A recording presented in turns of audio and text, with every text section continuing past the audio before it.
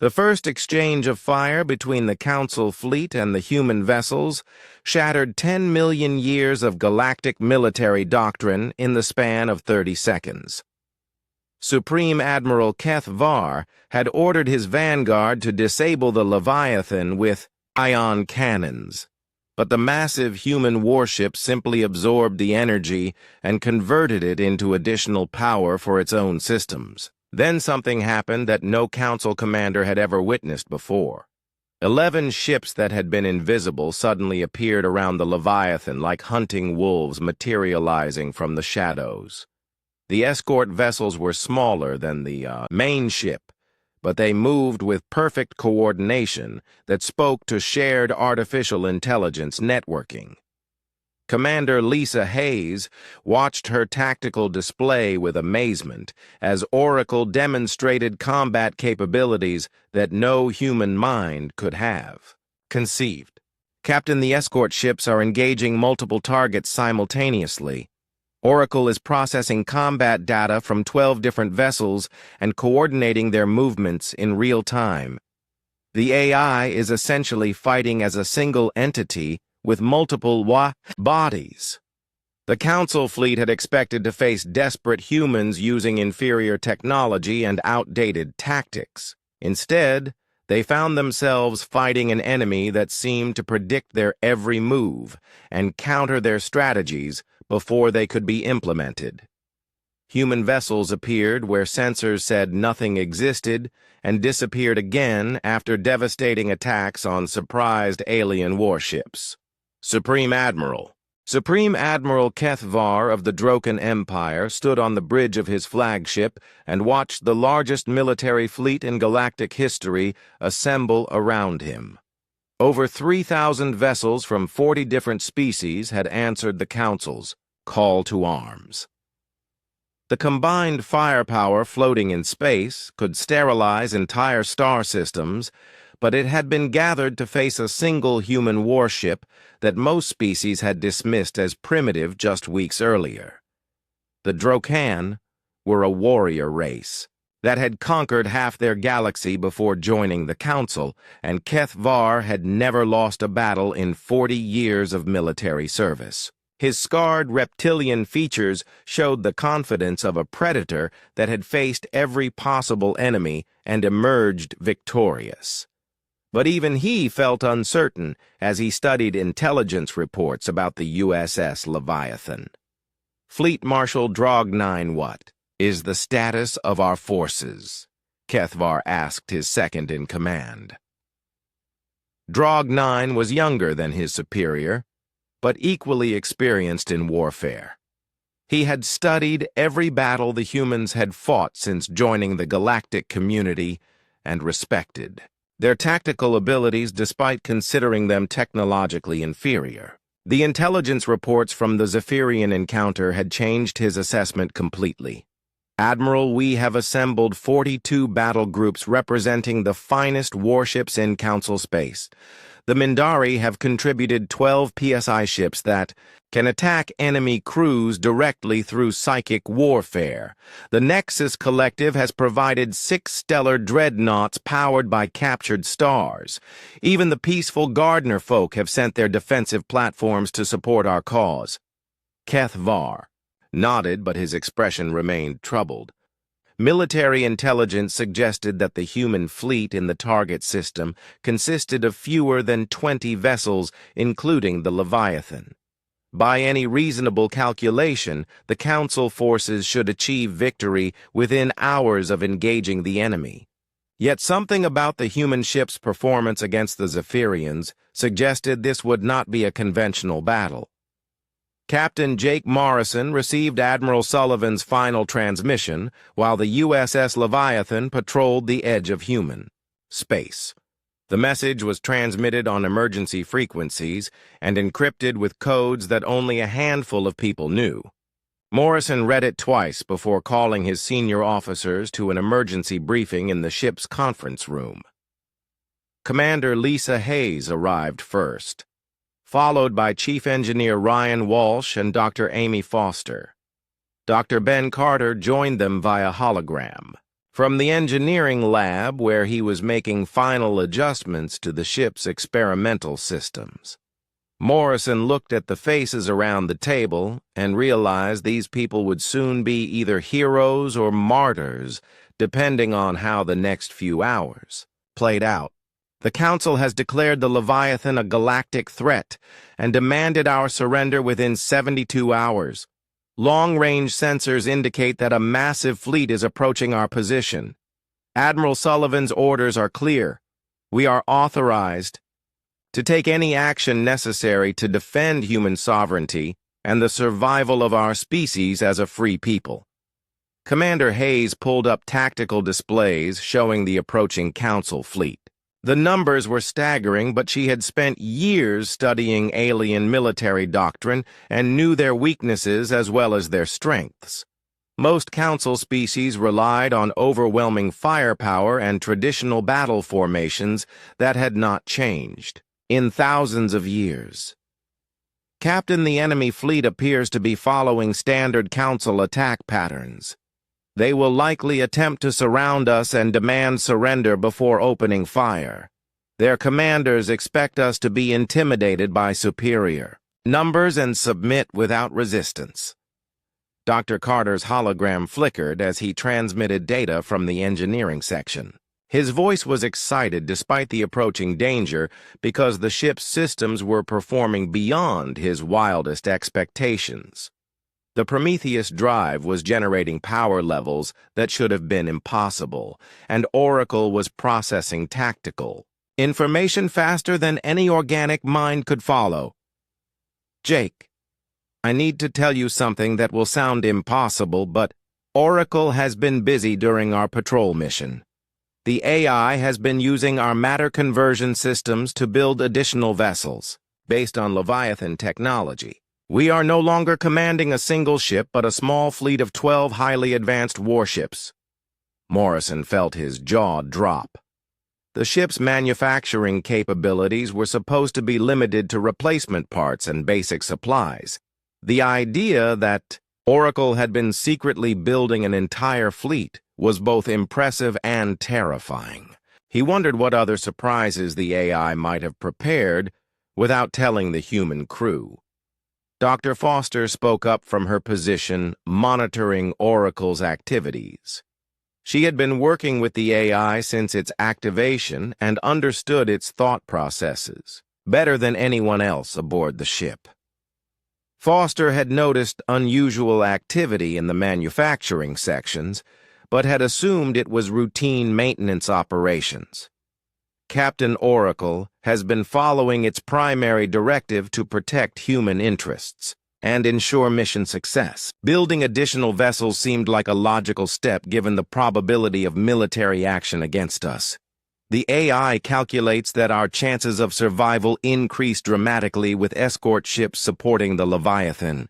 Chief Engineer Walsh reported that the escort vessels were already taking position around the main ship using advanced stealth fields that made them invisible to most sensor systems. The smaller ships were only half a kilometer long, but they incorporated all of the Leviathan's breakthrough technologies, including adaptive armor and quantum fold engines. Morrison realized that Admiral Sullivan had probably known this would happen. The AI had been programmed with strategic thinking algorithms that prioritized human survival above all other considerations. Oracle had simply done what any good military commander would do when facing overwhelming odds. It had prepared the battlefield in advance. The Council fleet arrived in the system exactly 71 hours and 37 minutes after the ultimatum was delivered. Supreme Admiral Keth Var deployed his forces in a massive sphere formation that completely surrounded the human ships. The display of military might was intended to demonstrate the futility of resistance and encourage immediate surrender.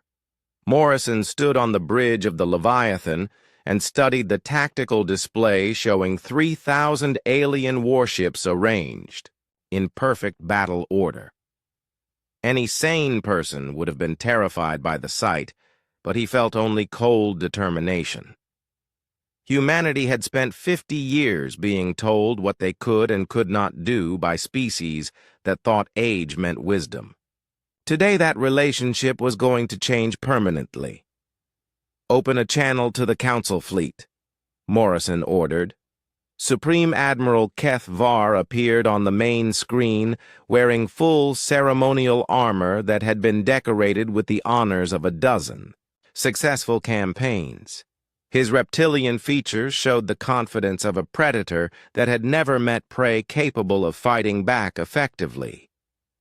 He spoke with the authority of someone accustomed to immediate obedience. "Human Morrison, I am Supreme Admiral Keth Var of the Galactic Defense Force. You are ordered to power down your weapons and surrender your vessel for examination by Council technicians. Compliance will ensure the safety of your crew and prevent unnecessary bloodshed." Morrison straightened his uniform and looked directly into the alien commander's eyes. He had rehearsed this moment in his mind dozens of times, but actually facing down the combined military might of half the galaxy still required every bit of courage he possessed. History would judge him by the words he spoke in the next few seconds. "Admiral Keth Var, I am Captain Jake Morrison of the United Earth Space Force. The USS Leviathan is a sovereign human vessel operating under lawful orders from Earth Command. We have committed no crimes and violated no treaties. Your demand for surrender is rejected." The silence that followed lasted nearly a minute. Morrison could imagine the shock rippling through the Council fleet as alien commanders realized that 20 humans were defying the combined will of 40 species. It was a moment that would be remembered for as long as civilization endured. Supreme Admiral Keth Var recovered from his surprise and issued the order that would begin the most important battle in galactic history. "All ships open fire. Disable the human vessel, but try to minimize casualties. We need prisoners for interrogation about their technology." The USS Leviathan and her escort fleet powered their weapons and prepared to show the galaxy that humanity would never again bow to anyone. The age of human submission was ending, and the age of human independence was about to begin. Captain Morrison smiled as he gave the order that would change everything. "All ships engage the enemy. Show them what happens when you threaten Earth's children." The emergency session of the Galactic Council convened on Nexus Prime within hours of receiving Fleet Commander Crystalline Singer of Seven Moons' report. Representatives from dozens of species gathered in the massive crystal chamber that had witnessed 10 million years of galactic politics. The air itself seemed to vibrate with tension and fear as the recordings of the Leviathan encounter played on holographic displays. Thoughtweaver, Zara 9, of the Mindari floated in her containment sphere and projected the images directly into the minds of every delegate present. The psychic being appeared as a shifting cloud of purple energy, but her mental voice was clear and cold. She showed them the moment when 12 Zephyrian plasma arrays struck the human ship and accomplished nothing except making its hull glow brighter. Elder Voss of the ancient Titan race stood nearly 4 meters tall, and his stone-like skin showed the scars of countless wars. He had been alive when most of the current species were still primitive animals, and his words carried weight that few beings in the galaxy could match. When he spoke, his voice rumbled like distant thunder. "Fellow Council members, what we have witnessed represents a fundamental threat to galactic stability. For 10 million years, we have maintained peace through the gradual introduction of technology to developing species. We teach them to be wise before we teach them to be powerful. The humans have violated this ancient compact.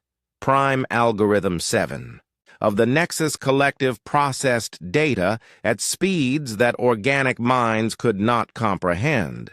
The mechanical being resembled a walking tower of gleaming metal and crystal that contained the combined knowledge of 1 billion artificial minds.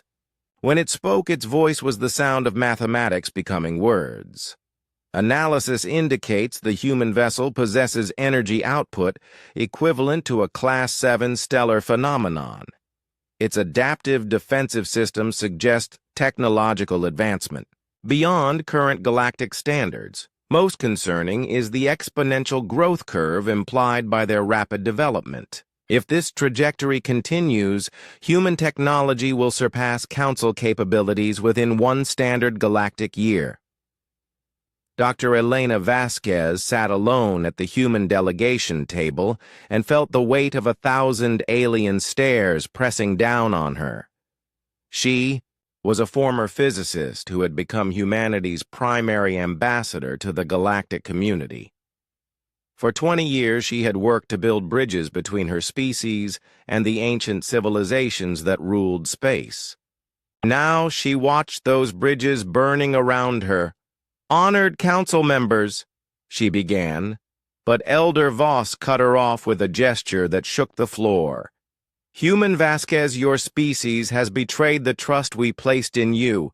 When we welcomed humanity into the galactic community, we expected you to follow the established protocols for technological development. Instead, you have built weapons in secret and threatened peaceful vessels with unprovoked aggression." Dr. Vasquez stood up and activated her translation device. She knew that every word she spoke now might determine whether humanity lived free or died fighting for independence. The aliens around her represented species that could destroy entire star systems if they chose to work together. Elder Voss, with respect, the USS Leviathan was conducting lawful exercises in neutral space when it was surrounded and attacked by Zephyrian warships. Captain Morrison showed remarkable restraint by not destroying the attacking fleet.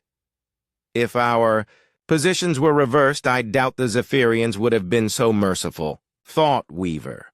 Zara 9 projected waves of psychic displeasure that made several delegates clutch their heads in pain. The Mindari had ruled through mental manipulation for so long that they found human resistance to telepathic control deeply disturbing. Their inability to read or influence human thoughts had always made them nervous around Earth's children. The human speaks of mercy while her species builds ships that mock the natural order of technological progress. We have seen species like yours before, Dr. Vasquez. Young races that advance too quickly and lose the wisdom that should guide their power. They always destroy themselves and take others with them. Prime Algorithm 7 accessed historical databases and projected holographic images of dead civilizations around the chamber. Worlds that had been turned to glass by weapons too powerful for their creators to control. Species that had built themselves into extinction while trying to conquer the galaxy. Precedent suggests that rapidly advancing civilizations pose exponential threats to galactic stability. The Krellian Empire developed similar adaptive technologies 2.7 million years ago and used them to sterilize 43 inhabited worlds before the Council could stop them. The Nexus Collective recommends immediate containment of human technological capabilities. Dr. Vasquez felt her heart racing as she realized the Council had already made their decision. Fear was overriding centuries of diplomatic protocol and pushing the alien representatives toward actions that would have been unthinkable just days earlier. She had to make them understand that humanity was not like the failed species of the past.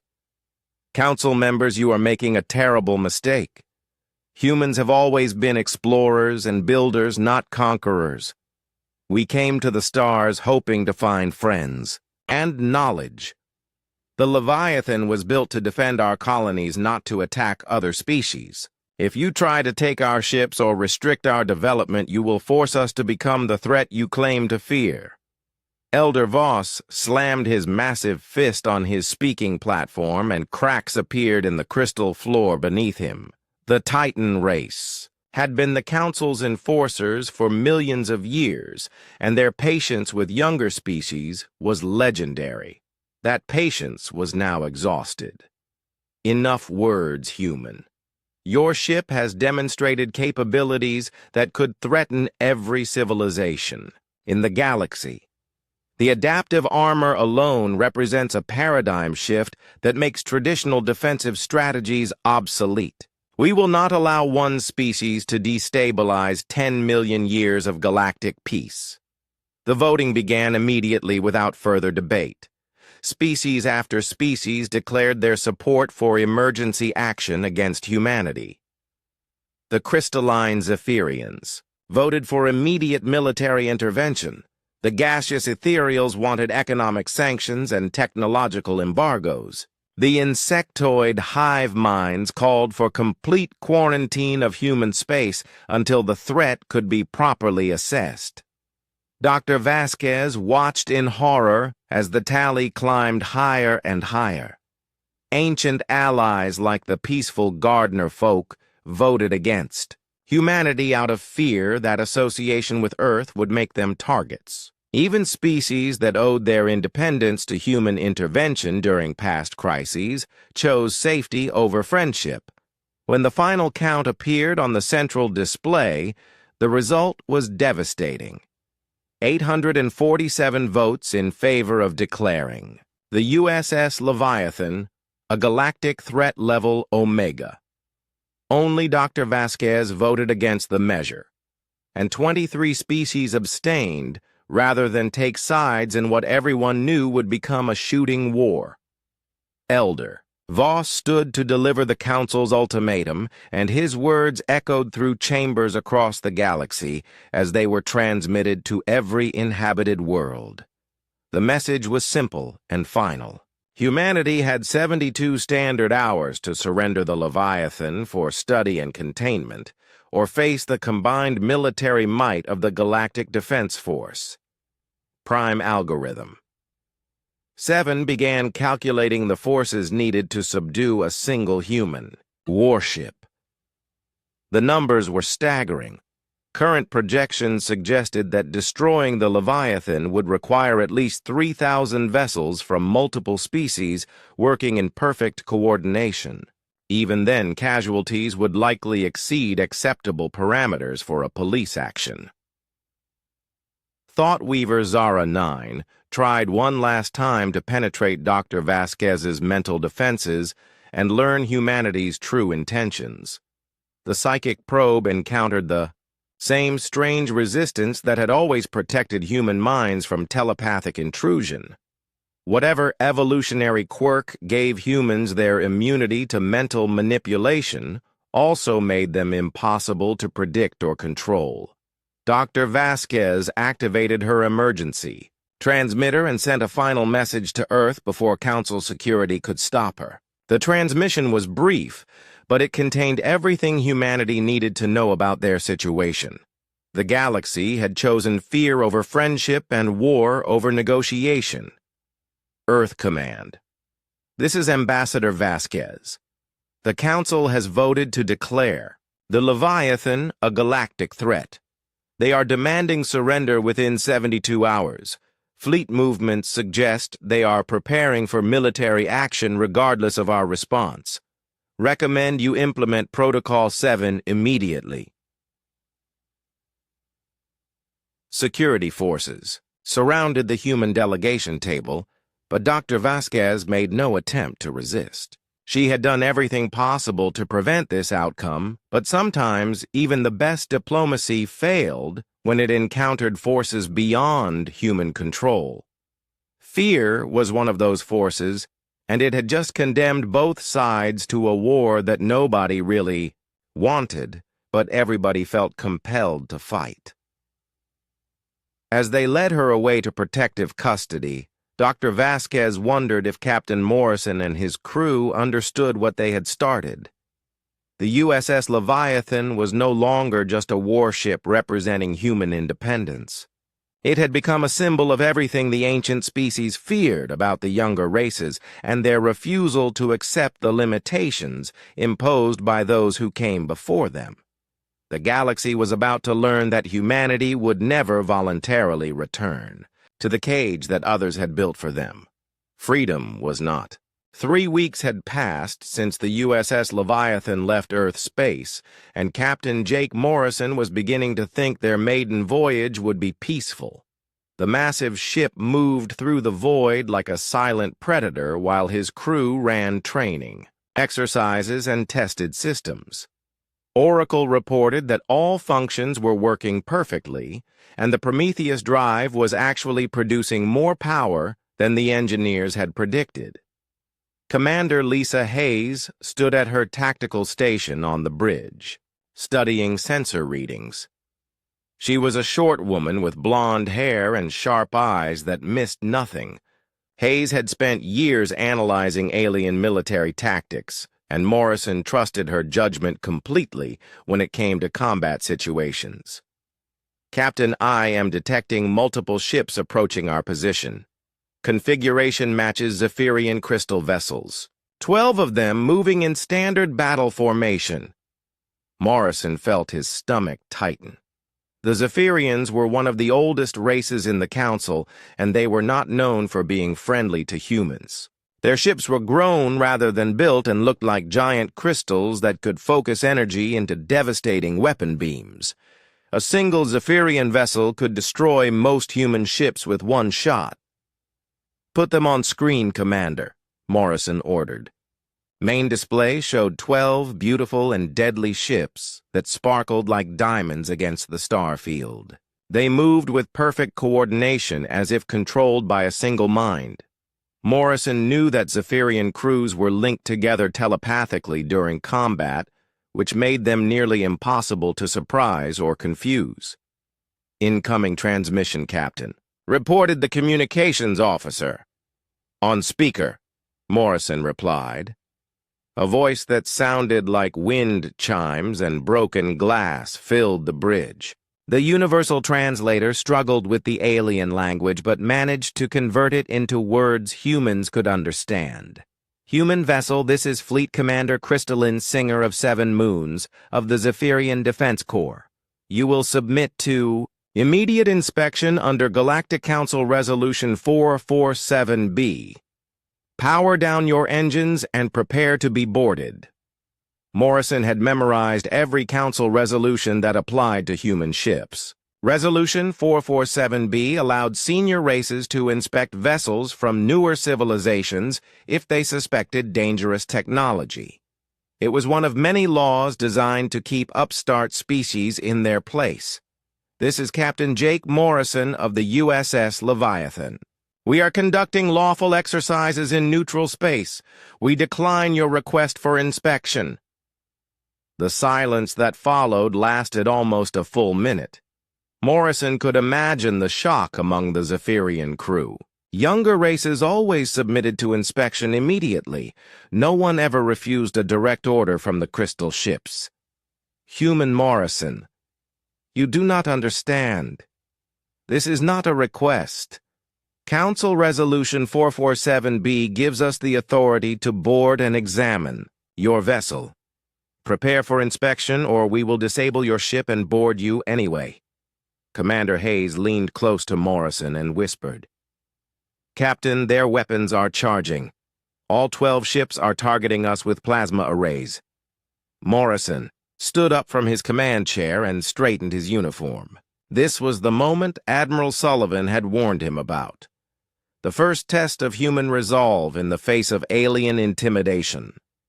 Fleet Commander Crystalline Singer of Seven Moons. I will say this once. The USS Leviathan is a sovereign human vessel, operating in neutral space. We have committed no crimes and violated no treaties. If you attempt to board us, it will be considered an act of war against humanity. The Zephyrian response came in the form of brilliant energy beams that struck the Leviathan's hull. Morrison expected to feel the ship shake under the impact, but instead, Oracle's calm voice filled the bridge. Captain, the Zephyrian plasma arrays are registering as warning shots fired at 30% power. Our adaptive armor is analyzing their energy signatures and developing appropriate countermeasures. Estimated time to complete immunity is 47 seconds. Morrison smiled. The aliens had just made their first mistake. By firing warning shots, they had given the Leviathan's armor a chance to study their weapons and adapt to them. Dr. Carter had designed the adaptive systems to learn from every attack and become stronger. "Commander Hayes, what is our defensive status?" Morrison asked. Hayes checked her displays and grinned. "All point defense systems are online, Captain. Oracle has calculated firing solutions for every Zephyrian vessel. We can intercept and redirect their plasma beams with 97% accuracy." The second volley from the crystal ships was much more powerful. 12 focused energy beams struck the Leviathan simultaneously and lit up the hull with brilliant fire. Morrison felt a slight vibration through the deck plates, but nothing more. On the main screen, he could see that the ship's dark metal skin was actually glowing as it absorbed the incoming energy. Oracle spoke again in its eerily calm voice. "Zephyrian weapon analysis complete, Captain. Their plasma arrays operate on a rotating frequency pattern designed to prevent adaptation. Unfortunately for them, our armor can track and counter rotating frequencies. We are now effectively immune to their primary weapons." Fleet Commander Crystalline Singer of Seven Moons sounded angry when she spoke again. "Impossible. Our weapons are striking your hull directly. Your ship should be disabled by now. What kind of armor are you using, Human Morrison?" Morrison decided it was time to show the aliens what human engineering could accomplish. "Commander Hayes, activate point defense systems. Demonstration mode only. I want those plasma beams redirected back to their sources with surgical precision." The Leviathan's hull suddenly sprouted dozens of small energy projectors that created a web of intersecting beams around the ship. When the Zephyrians fired their third volley, the human point defense system caught every plasma bolt and sent it racing back toward the crystal ships with perfect accuracy. 2 of the alien vessels suffered critical damage as their own weapons struck their crystal hulls. Warning lights flashed across their surfaces, and Morrison could see atmosphere venting from damaged sections. The remaining 10 ships immediately ceased fire and began backing away from the human vessel. Dr. Amy Foster looked up from her station, where she had been monitoring Oracle's performance. She was a young woman with red hair who had designed most of the AI's behavioral systems. Foster treated Oracle like a favorite student and was always proud when it performed well. "Captain Oracle is requesting permission to demonstrate additional defensive capabilities. It wants to show the Zephyrians what happens when they target our weapon systems instead of our armor." Morrison shook his head. "Tell Oracle that we have made our point. We are not here to start a war just to finish one if someone else starts it." Commander Hayes reported that the Zephyrian fleet was moving back to a safe distance, but their sensors were still scanning the Leviathan intensively. Fleet Commander Crystalline Singer of Seven Moons was undoubtedly trying to understand how a human ship had just shrugged off the combined firepower of 12 crystal vessels. "Human Morrison, your ship possesses capabilities that were not reported. To the Council, this is a violation of the Technology Disclosure Treaty. You will accompany us to the nearest Council station for full examination." Morrison had read the Technology Disclosure Treaty many times. It required newer races to report any significant technological advances to the Council for evaluation. Humanity had been ignoring that particular treaty for 15 years while they built the Leviathan in secret. "Fleet Commander, I'm afraid we must decline that invitation as well. The USS Leviathan has important patrol duties to complete." Perhaps you could file a formal complaint through proper diplomatic channels. The Zephyrian fleet began moving away, but Morrison knew they would not give up easily. Crystal ships were fast, and their commanders were proud. Fleet Commander Crystalline Singer of Seven Moons would report this encounter to the Council immediately and demand action against the humans. Chief Engineer Ryan Walsh called from the engine room to report that the Prometheus drive had actually gained power during the engagement. The zero-point energy extraction system seemed to work better when the ship was under stress. Dr. Carter had theorized that combat conditions might improve the drive's efficiency, but they had never been able to test it before. Oracle provided a detailed analysis of the encounter for the ship's logs. The AI had recorded every aspect of Zephyrian tactics and technology and was already developing countermeasures for their next meeting. Oracle seemed almost disappointed that the aliens had retreated so quickly. Morrison sat back in his command chair and considered what had just happened. The Leviathan had faced its first real test and passed with flying colors. They had shown 12 veteran warships that humanity would not be intimidated or bullied anymore, but he knew this was just the beginning. Commander Hayes turned from her station with a worried expression.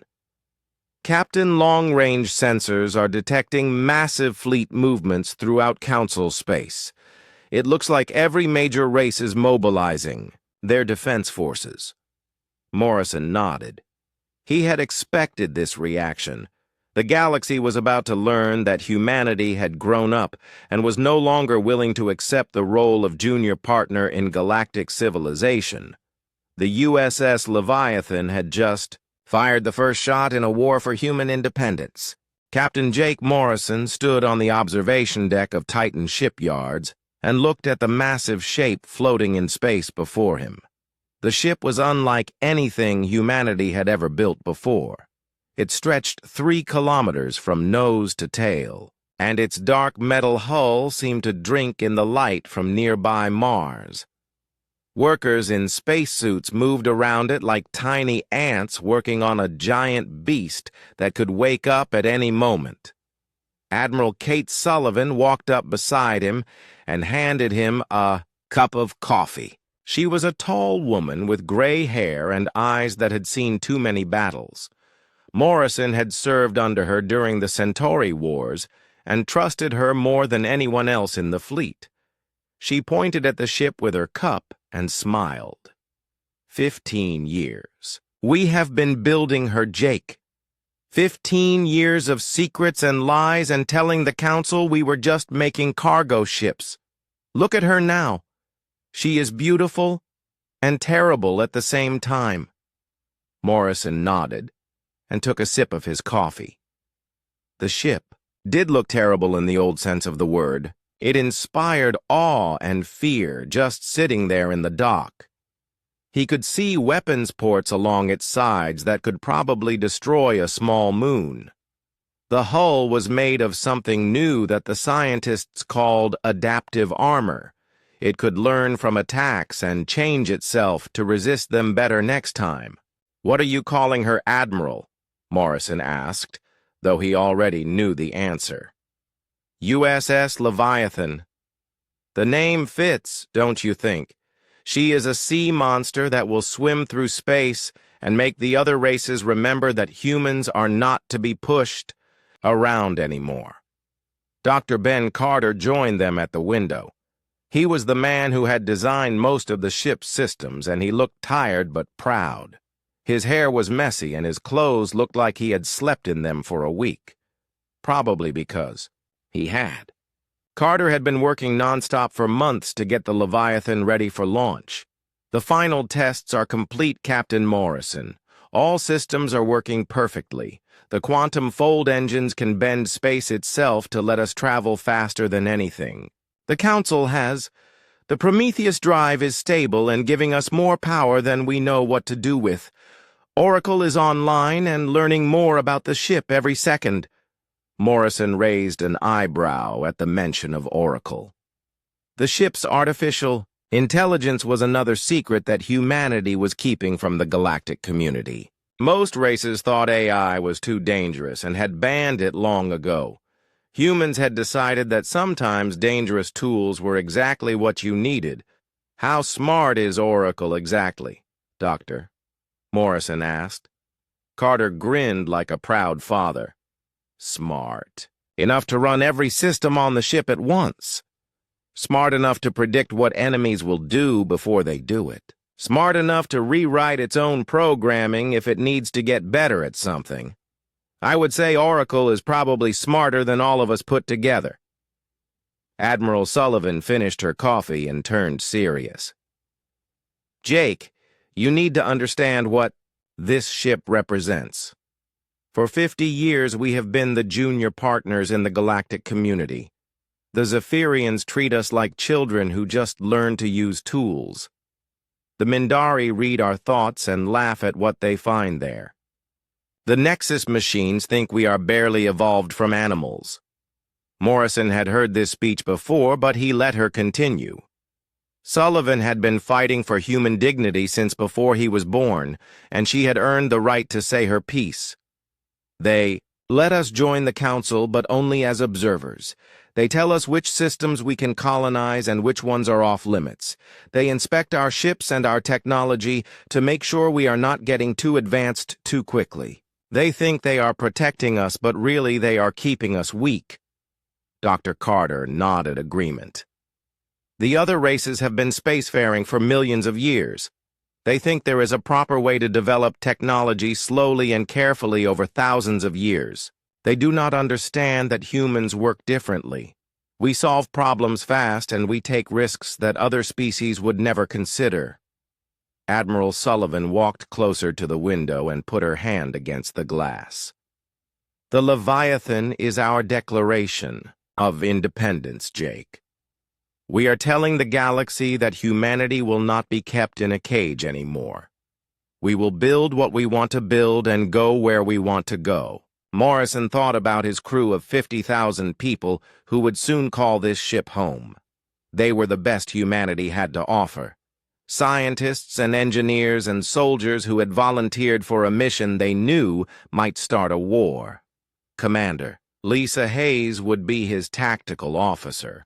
She had studied every battle the Council races had ever fought, and knew their weaknesses better than they did. Chief Engineer Ryan Walsh would keep the revolutionary systems running no matter what happened. Dr. Amy Foster would work with Oracle to make sure the AI stayed helpful instead of deciding humans were the problem. When do we launch, Admiral? Morrison asked. Tomorrow morning. Your orders are simple. Take the Leviathan to the neutral zone and conduct patrol exercises. Let the other races see what we have built. Show them that humanity is not the weak species they remember from 50 years ago. Sullivan handed him a sealed data pad with his official orders. Morrison knew there would be more instructions inside that he could only read once they were in space. Probably something about what to do if the Council decided to take action against the ship. The Council spy networks already know about the launch, Sullivan continued. They have been trying to get agents into the shipyard for months. By now, every major race knows we have built something big. They will send ships to investigate, and when they do, you will show them what human engineering can accomplish. Dr. Carter picked up his tablet and started walking toward the door. I need to run final checks on the Prometheus drive, Captain Morrison. The power core is based on zero-point energy extraction, and it is still experimental. We think it will work perfectly, but there is always a chance with new technology. Morrison finished his coffee and straightened his uniform. Tomorrow he would take command of the most powerful warship humanity had ever created. The ship would either secure human independence or start a war that could destroy civilization. Either way, there was no turning back now. Admiral Sullivan watched the work crews preparing the Leviathan for departure. Jake, I want you to remember something. This ship is not just about firepower or technology. It represents human determination and our refusal to accept limits that others place on us. Every person who worked on this project believed that humanity deserves to stand as equals among the stars. Morrison saluted his old commander and headed for the shuttle that would take him to his new ship. As he walked through the corridors of Titan shipyards, he saw the faces of workers who had spent years building humanity's future. They looked proud and worried at the same time. Everyone knew that tomorrow would change everything. The shuttle. Ride to the Leviathan took only a few minutes, but Morrison used the time to read through crew reports and system status updates. Everything looked perfect on paper, but he had been in space long enough to know that paper and reality were often very different things. Soon he would find out if 15 years of human ingenuity had created a masterpiece or a very expensive mistake that would get them all killed.